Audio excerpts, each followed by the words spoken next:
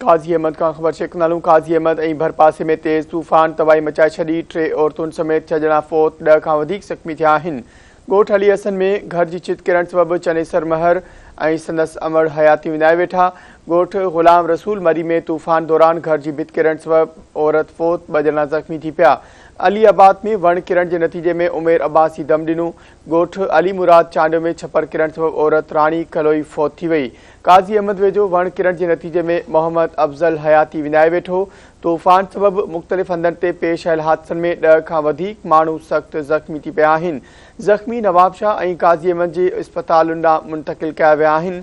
ख़बर अवां सां शेयर करे रहिया आहियूं। काज़ी अहमद खां काज़ी अहमद ऐं भरपासे में तेज़ तूफ़ान तबाही मचाए छॾी। 3 औरतुनि समेत 6 ॼणा फ़ौत, 10 खां वधीक ज़ख़्मी थिया आहिनि।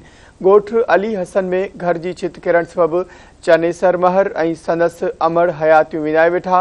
ॻोठ ग़ुलाम रसूल मरी में तूफ़ान दौरान घर जी भित किरण सबबि औरत फ़ौत थी वई, 2 ॼणा ज़ख़्मी थी पिया आहिनि।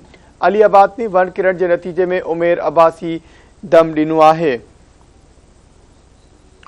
तफ़सील मालूम कंदासीं। ज़ुल्फ़कार टांवरी असां सां लाइन ते मौजूद है। जी ज़ुल्फ़कार, छा तफ़सील आहिनि? जी मां तव्हांखे ॿुधाईंदुमि त काज़ी अहमद में गुज़िरियल राति जेको बरसाती तूफ़ान आयो उन तबाही मचाई।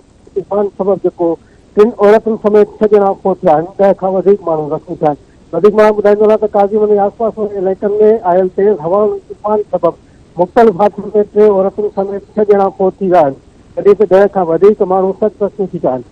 तफ़सील मूजिबि मां तव्हांखे ॿुधाईंदो त काज़ी अहमद ॻोठ ग़ुलाम रसूल मरी में तेज़ तूफ़ान दौरान घर जी भित किरण सबबि प्यारो मरी जी घरवारी फ़ौत थी वई, जॾहिं त प्यारो मरी ऐं ठारो मरी सख़्त ज़ख़्मी थी पिया हुआ।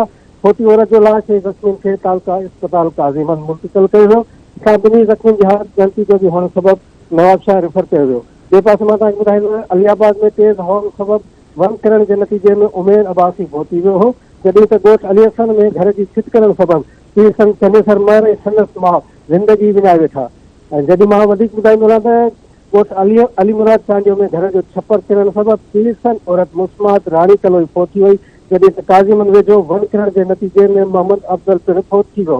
तूफ़ान सबबि मुख़्तलिफ़ हंधनि में पेश आयल हादसनि में अब्दुल सत्तार जतोई, नज़ीर, दिलशेर, वसीम ऐं ॿियनि समेत 10 खां वधीक माण्हू सख़्त ज़ख़्मी थी पिया हुआ, जिन खे तालका इस्पताल काज़ी अहमद आंदो वियो, जिथां केतिरनि ज़ख़्मियुनि खे वधीक इलाज लाइ नवाब शाह मुंतक़िल कयो वियो। वाक़े जे इतला ते असरसंद कमिश्नर नज़ीर हुसैन जतोई ॿिया इंतज़ामी अमलदार तालका इस्पताल ऐं ज़ख़्मियुनि जे इलाज बाबति ॼाण वरिती।